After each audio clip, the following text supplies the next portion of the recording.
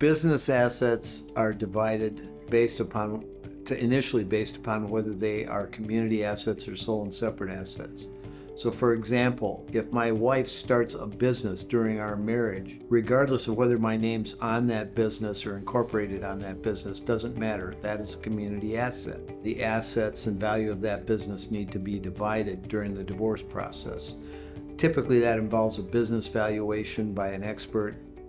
Usually she'll get her own expert, and then we fight over the values and the court makes a determination of who gets what. But it doesn't matter whether your name's on the business if the business was acquired during the marriage. That's a community asset. If the business was started prior to the marriage, you divide the business based upon the value of the business prior to marriage and the value of the business during the marriage. So if the value of the business went up during the marriage, you're going to take that total value less the value of the business prior to marriage will give you the community asset portion, and that's divided 50-50 between the parties.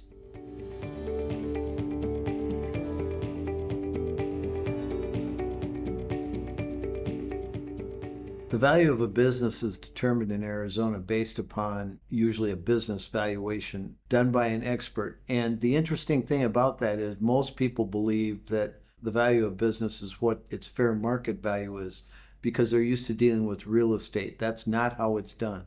Businesses have an intrinsic value to the marriage. And whatever that intrinsic value to the marriage is what gets valued by these business experts.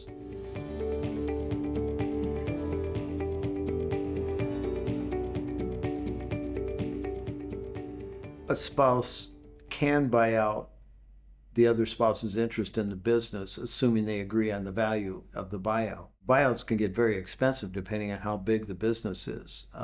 And sometimes there's not enough money to buy them out, so you have to set up a payment schedule to buy out of the business. But typically, in order for the business to continue, one spouse has to buy the other one out because their marriage is broken and they're not going to continue to be partners anymore.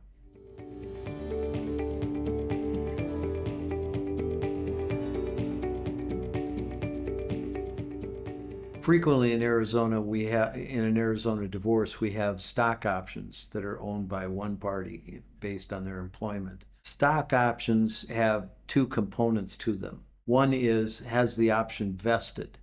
If the option is vested, then there's something to divide, and the court will divide those 50-50 if they're acquired during the marriage. If they were acquired prior to the marriage, then there's no community interest in them, and the court is not required to divide them. The second component is, even if they're not vested, they can be divided if they're going to vest within a certain period of time shortly following the divorce.